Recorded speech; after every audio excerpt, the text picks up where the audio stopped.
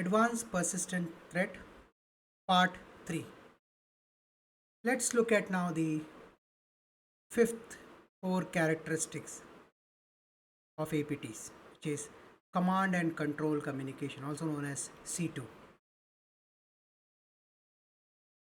Once inside a target network, APT actors must maintain remote control over compromised systems.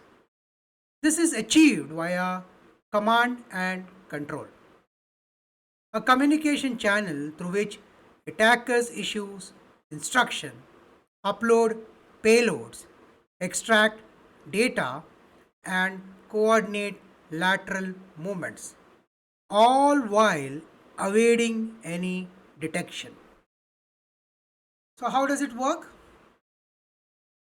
It starts off with establishment, which is upon successful exploitation or malware installation, the infected host connects back to a C2 server. Now, do note this is outside the organization, within the APT infrastructure, because they have now cracked your boundaries, they are inside your system. Now they want to ensure once they are inside that communication channel is always maintained or maintained when they need it. This may be a hard coded IP, a domain name, or part of a more complex dynamic DNS or P2B architecture. Now, what's the communication technique they use? Common protocols: HTTPS, DNS, ICMP, SMTP, SSH, often masquerading as legitimate traffic. Do note, these actors do not use any special protocol or method. They will use what's normally used, but used with a specific purpose which is not related to your productivity. It is for their objective, to achieve their objective. They don't want to come in any radar. Not a single blip in the radar would be noticed by the organization. They would use proprietary or obfuscated protocol designed to blend into or evade detection, which means they from outside it would be a normal protocol, but within which they would have a potential, not necessarily every time, not necessarily always, but they might also use something which is proprietary. But for outside world, for organization using the tools, it would look like normal traffic. They would encrypt the channels using TLS, custom encryption, or steganography to hide command in image or text data. Then we move to operational behavior, which is beaconing. Do note, APT's act is not something which happens every time. It would be doing all that is required to ensure that it's below the radar. So that means doesn't mean that it's a constant communication. There would be periodic pings from infected hosts to check in with the C2 servers, so that it is one off in a day, in a week, maybe once in a year. Depends on the design the APT actors have thought through. This is very difficult for anyone to track in because it just blipped and went off. No repeats, you can't trace it also. Tasking and response. The server sends new instruction updates or secondary payload. So, how does it move? The APT actor has cracked your system using phishing or any method that is possible. They entered your system. They planted their malware. The malware is now silently propagating internally, maybe, and waiting. It waits for the set period of time that has been instructed initially. It collects the information, or it might just stay there, and at the set frequency or set time it sends a signal back to the C2 server, which is outside the organization, and to the APT actors. So the command center knows that it has reached where it has to reach. That's where the command center would send a new set of instructions, a new set of payloads, giving instructions as to what that malware has to do, which could be propagate internally, collect certain information, gather information, and stay silent. So it collects it and it gives an instruction as to when it should come back to the control center. So that point of time, the malware again does what has been instructed, and at that specific time, it sends the information that it has collected back to the command center. Now the command center knows about the information that it was looking out for, or it might ask for a new set of commands which is given to the malware which is inside your system. And that's how the whole thing will progress. Now this conversation is not necessarily happens regularly. It could be once a day, once a week, once a month, once a year also. So it is doing what it's supposed to do and following the instruction of the command center. In case of disruption, alternate servers or domains are used, sometimes leveraging cloud platforms also. Now do remember the conversation we had earlier.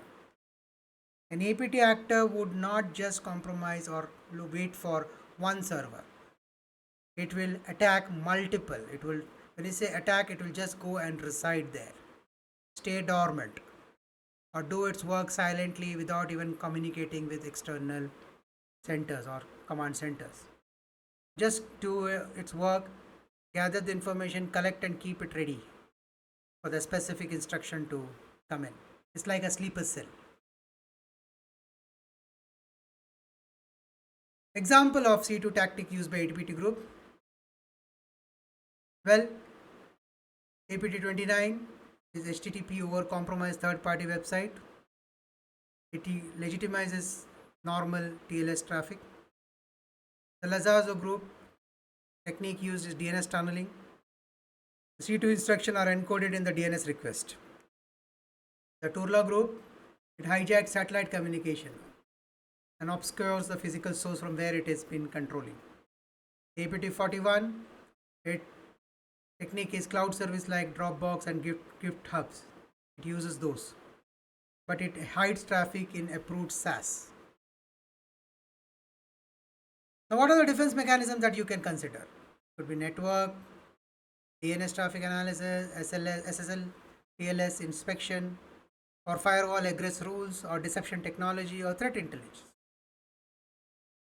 Like example, deploying NDR tools to detect unusual protocol behavior, weakening patterns, and timing anomalies.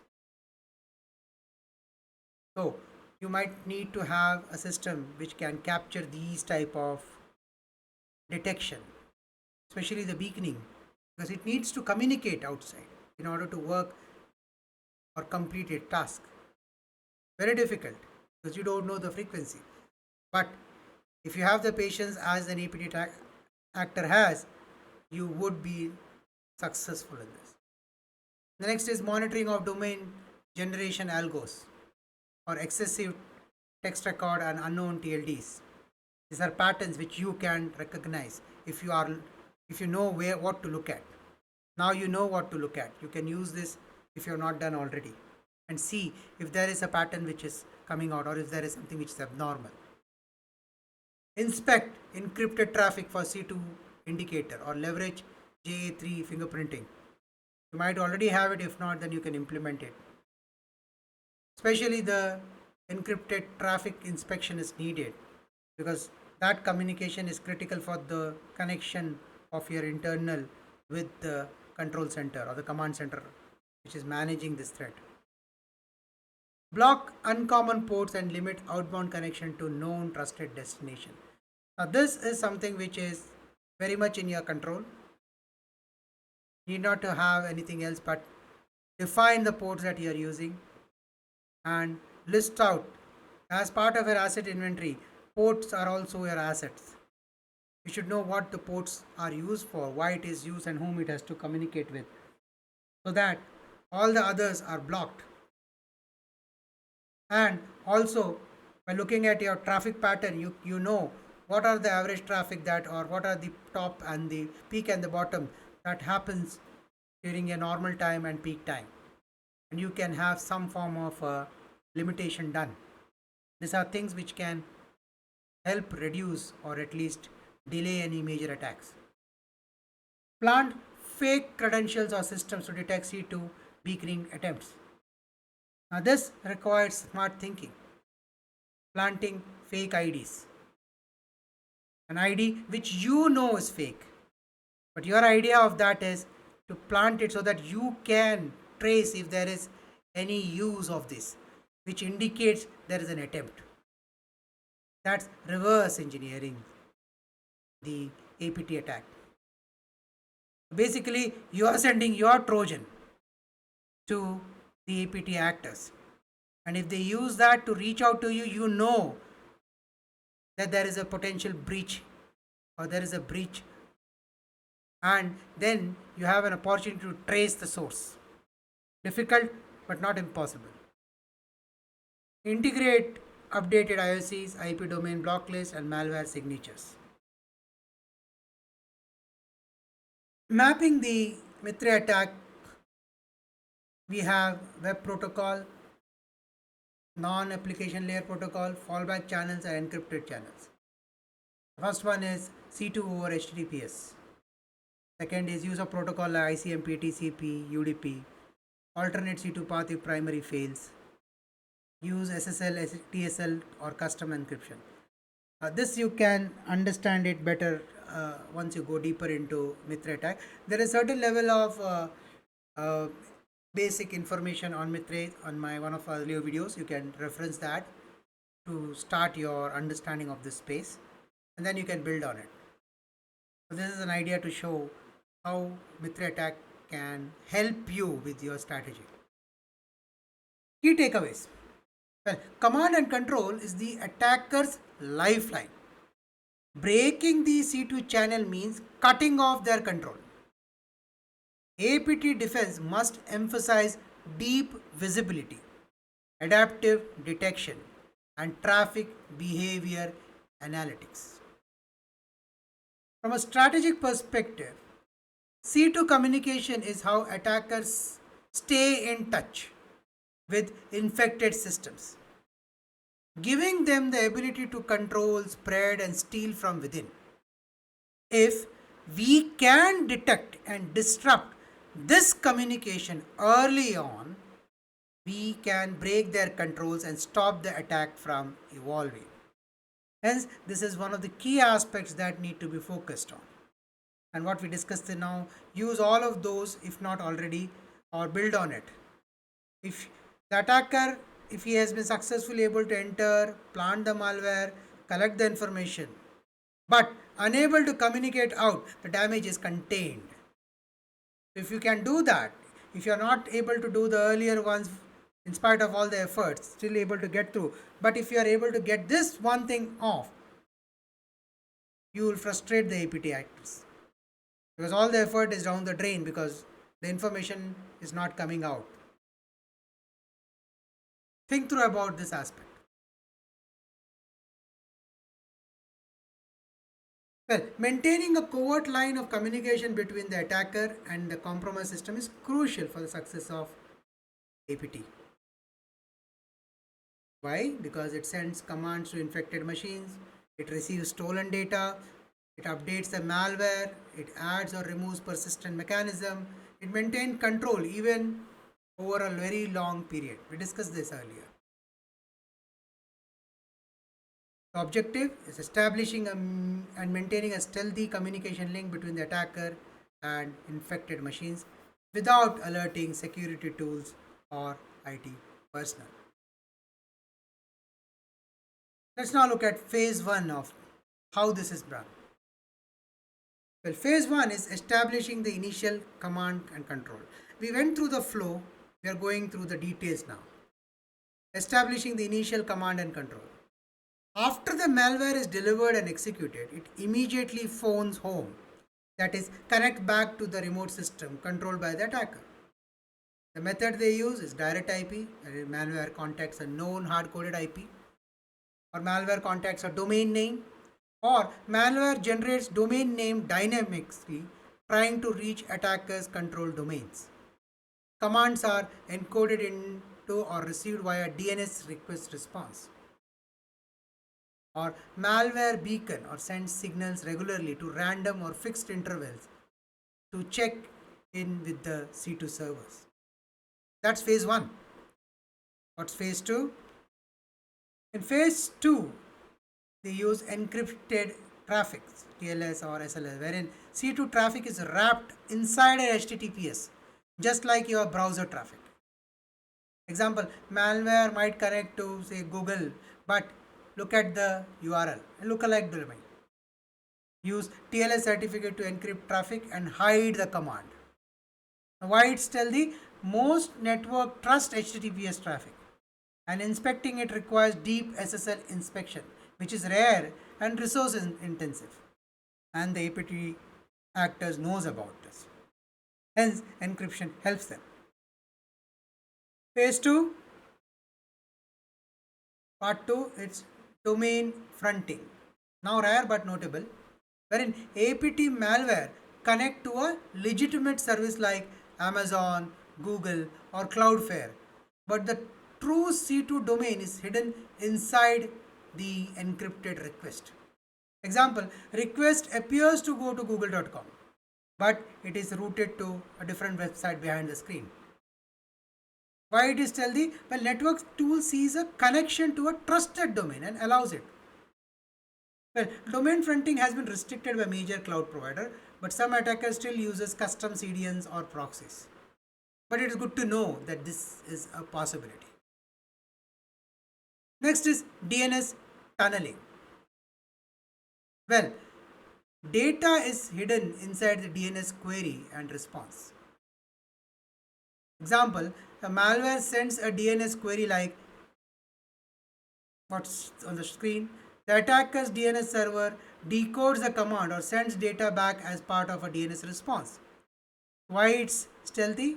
Well, DNS is a fundamental service. It's rarely filtered and most organizations don't inspect it deeply enough. Next, using covert channels and living off the land. Well, C2 traffic is hidden inside social media posts, GitHub's commits, Fastpin entries, Slack or Telegram APIs, etc. And malware checks for updates embedded in comment section, tweets or blogs. Why it is stealthy? Well, these are legitimate, encrypted and frequently accessed services, so it is very difficult. Next is beaconing and randomization patterns. Well, instead of constantly sending data, malware sends short periodic beacon to signal its life. We discussed this earlier. These intervals are often randomized to avoid detection. Maybe once in 8 or 12 hours or a day or a week, and we know it could be months also. Why it is stealthy? Well, sporadic activities blend in with background noise. So, challenging enough. Then we enter phase 3. Well, phase 3 is issuing commands and receiving the data. Now, the threat actor has had a connection with the malware that he has sent inside the organization. Once the channel is established, the attacker can pull the command, push an update, steal the data, control other infected systems, and also self delete or sleep. Let's go through this. Well, infected systems checks C2 for new instructions. You remember what we discussed earlier? After initial entering and placing itself inside the organization, it will send a beacon, a signal, trying to reach the command center. As the command center receives the instruction, understands that it has reached where it is supposed to, the command center would send a new set of instruction to the Trojan or the malware, which could be collecting information and so on and so forth. the attacker pushes new payload or tools. Now that's applying where it might be a much more complex, much more daring set of instruction and activity it has to perform. The malware sends encrypted data back through the same covert channel, which means the threat actor has sent an instruction that, hey, collect anything and everything in the system. The malware does that, and then the malware sends that information back. Objective achieved. Malware uses the host as a pivot point for lateral movement, which means malware will move sideways across the system, internal the system, and try to collect as much as information as possible, so that the next time there are beacon signals sent, they have communication, it is able to send all the other informations also. In addition, because of the stealthy nature of this APT, the instruction may also tell the malware to go dark, remove the logs, remove the traces if there is discovery suspected. This makes things much more difficult. If there is a communication, even if it is a very low level of communication, if there is a communication, you still have a chance. But if you go dark, you go silent, you switch off, how is that anyone can find if it is hidden in plain sight, camouflaged into normal protocols and normal files? Extremely difficult. So these are things which can happen when there is a communication between the C2 and the malware. Now, tools used in real world APT. You have Cobalt Strike, Silver, Metasploit, PlugX, GhostRat. These are examples. There are much better tools available in the market. From an organization perspective, the unit, the team, the person who is assigned to protect the organization from APTs need to know these. Because if he knows this, he knows how it behaves, he knows how it works, what doesn't work, so that you can reverse engineer and get your organization safe and protected. The Cobalt is beaconing, payload delivery, encryption. The Silver is C2 over HTTPS, DNS, and so on. Metasploit is C2 and payload control.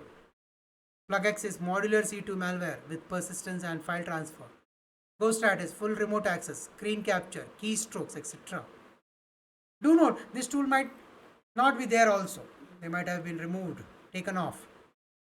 But the features could be there in some other tool. You have to look at what is available at your place, what's available now, what's feasible, what works. But you should be aware that tools are available for the purpose, and you should be knowing those tools, because if you know the tools, only then you will know the patterns. If you know the patterns, then you can get your systems to look for these patterns and thereby secure yourself. Now, how does it work? Let's go through a sequence. Defense aviation strategy for C2. First is commands are encoded or encrypted to avoid pattern detection. Once you know this, it helps you to manage it out. So basically, the covert line of communication starts off with encoding, then padding, that is adds fake traffic to make data size consistent. So there is no abnormal traffic pattern. No abnormal traffic pattern wherein the sizes are similar to what is there for your legitimate traffic. Then C2 traffic looks like Netflix, Skype, or Google Chat, or anything that you are using. Do note, the APT actor would have already identified what traffic is generated within your organization and outside. So it would mimic that. Then they rapidly change the C2 IPs to avoid IP blocking.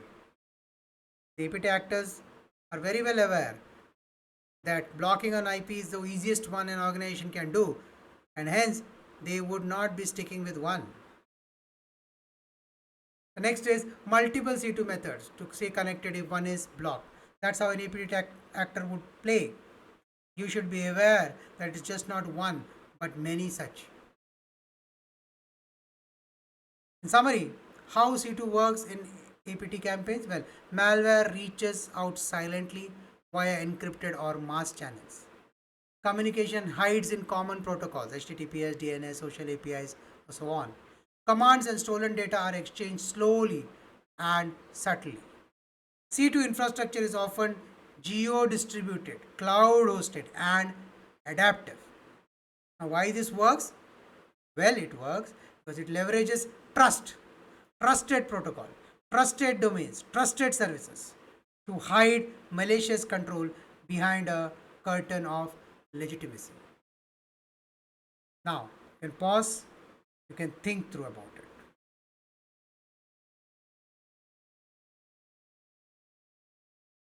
The ultimate goal is to steal or manipulate valuable data, which is intellectual property, defense secrets, strategic plan, etc. So that's the goal of a APT actor.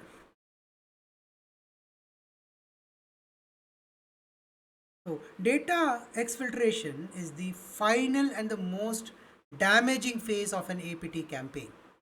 The unauthorized transfer of sensitive information from a compromised system to an external location controlled by the threat actor. It represents the realization of the actor's objective, whether espionage, financial theft, IP harvesting, or strategic disruption. So, what get exfiltrated? Intellectual property, which is product design, source code, R&D document, etc. Credentials and secret, which is admin password, API keys, tokens. Strategic communication, it's the emails, board minutes, legal correspondence. Customer data, which is PII or PHI, or financial information. Operational intelligence, which is network diagram, security configuration, vendor details, etc. So these are what gets exfiltrated. Now you can check out what is valuable in your organization. That's the data a threat actor would like to get hold of. Other techniques, well, over command and control, which is piggyback on existing C2 traffic using HTTPS and DNS. But to cloud storage is upload to services like Dropbox, Google Drive, etc. Email exfiltration uses internal email to send data externally. Removable media, that is copies data to USB or external drive. Data staging is aggregated data locally before sending. Archive and compress, which is using zip, RAR when encryption with encryption to obfuscate payloads. These are different techniques. Now let's look at data exfiltration. How does it work? Well, APT tradecraft in data theft. Start with staging the payload. Next, exfiltrated data is collected, renamed, compressed, and encrypted. Do look at the effort an APT actor is taking so that his activities are not detected by normal tools. You need to think through how you are going to stop or at least identify it. These are often hidden inside decoy files or images using steganography. Your thought process should be, how are you going to deal with this? Timing the exfiltration. Data is sent during off-peak hours or in small, slow drip transfer to avoid detection. Then it may mimic legitimate traffic, example cloud backup or remote work traffic, etc. They use multi-hop transfer. It's not point A to point B. It could be point A to point D or F or Z, so that even if someone is tracing, they find it difficult to keep track of. Data might be sent to an internal jump server, then exfiltrated via a proxy or foreign IP, often blending with tested services. Attackers exploit whitelisted SaaS apps to bypass firewall and DLP restriction. So this is how APT would work for data theft. What are defensive measures against exfiltration? For DLP, where detect and block unauthorized data transfer. Most organizations have started doing it or already have in place. Network monitoring, alert on large outbound traffic spike on unusual protocols. User and entity behavior analytics, detect anonymous user behaviors or data access pattern. Now this is something which most organization, a small or medium organization might not have invested in, but it is humongously important and the benefits are seen if it is implemented, because that's where you have an edge when you have an APT related attacks. Next is file integrity monitoring. It flags changes to critical data or staging directories. Watch for abnormal activities in SaaS platform and storage. Restrict external traffic to verified domains and ports. Key takeaways.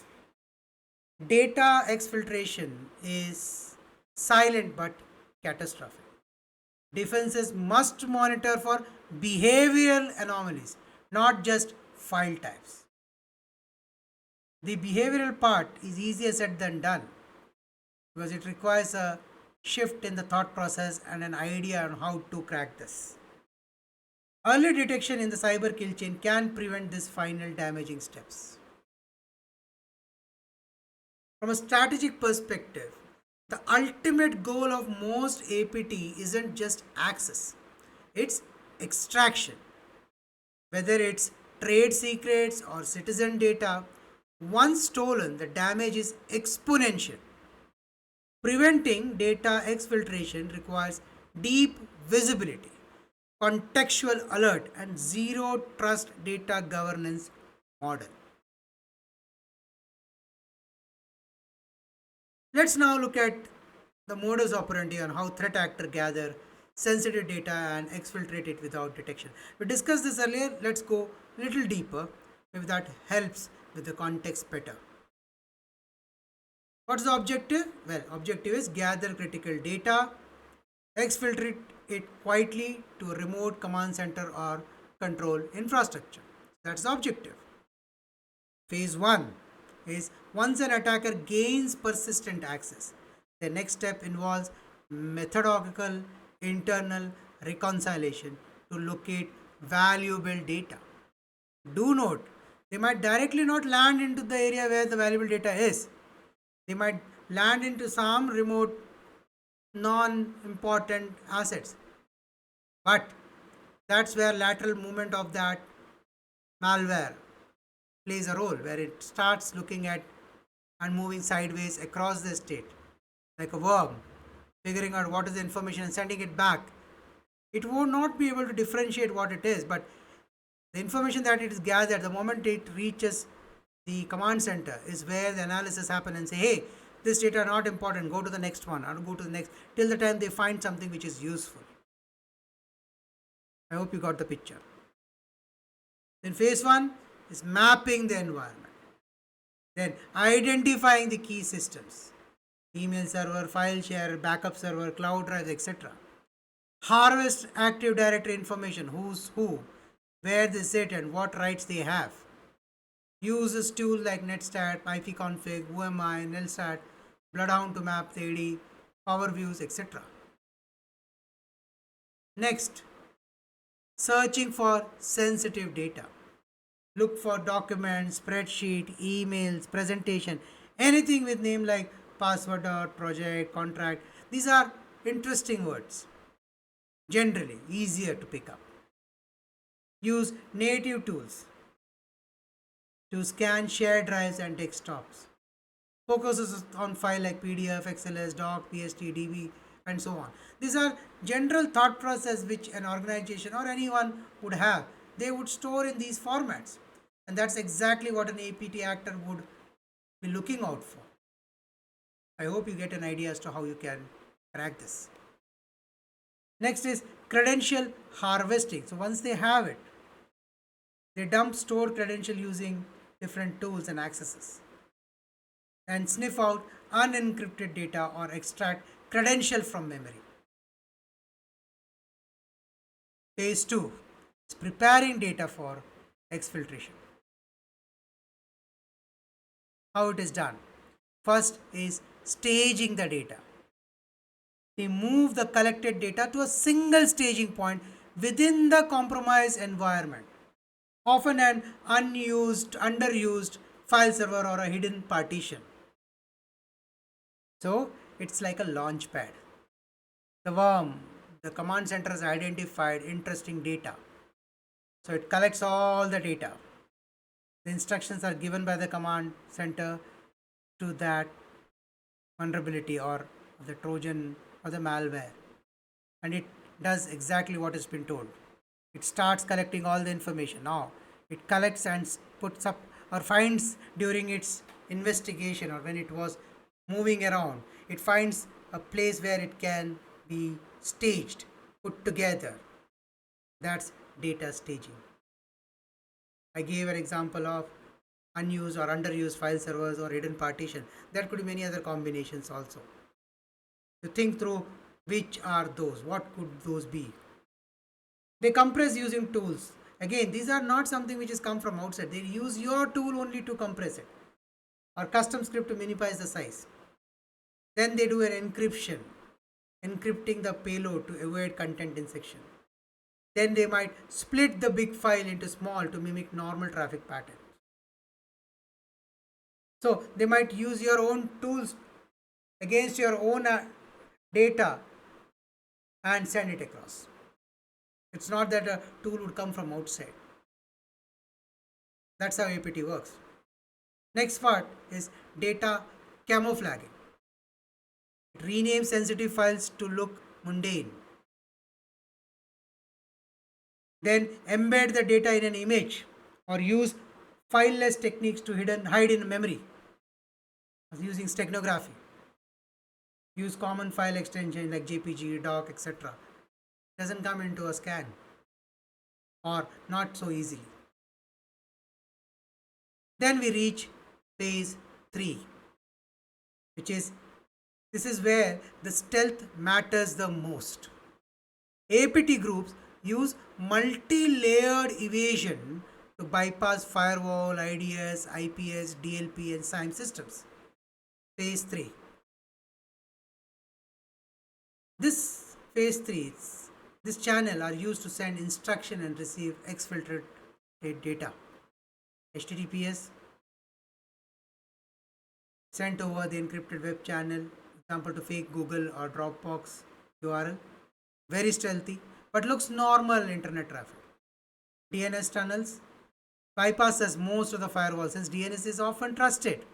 Now think through what is that you have in your system. Do you trust DNS?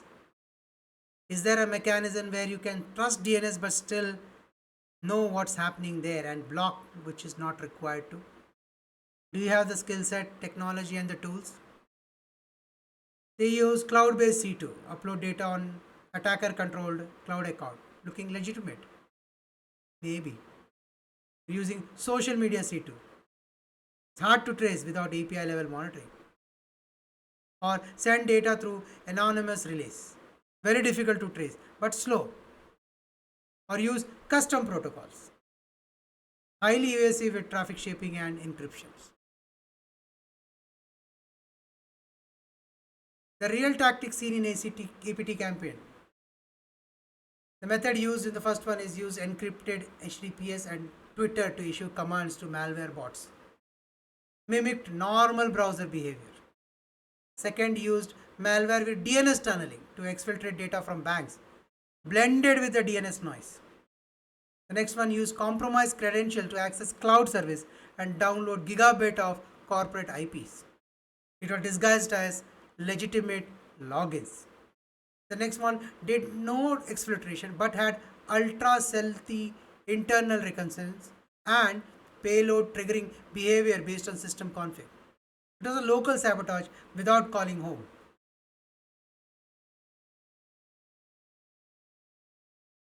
So, anti-detection measures used? Well, traffic shaping sends data slowly to avoid detection. Next, only exfiltrate during off-peak hours. Or spoof web browser traffic to look like a real user. Next is rapidly changing the C2 server IPs to avoid blacklisting, or use hacked servers as relays to avoid attribution. Now, why this works? Well, what are the organizational weak spots?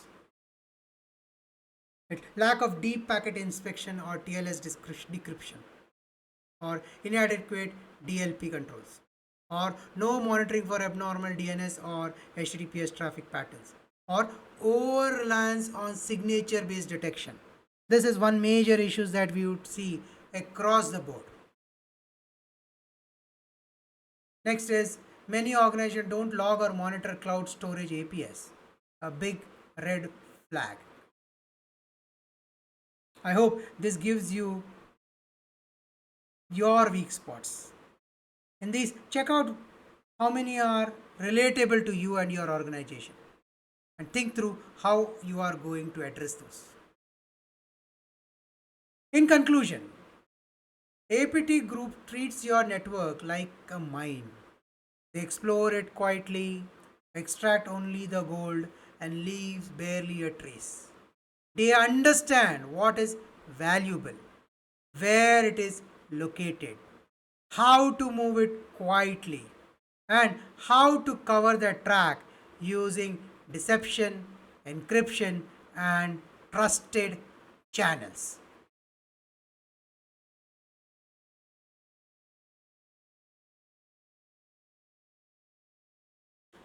So now we have come to an end of this part of the session. So let's take a pause and think through what we have learned in this three part. Check out the items that has been listed against your own. See the gap if there are any. Think through how you want to use this data against your organization's plan. Refine, define, and if you already have it, check out which part, if any, is left out that to be addressed. With this, we wind up our part 3 and move to part 4. This is your host Savit Vittal Salian. See you in part 4. Namaskaram.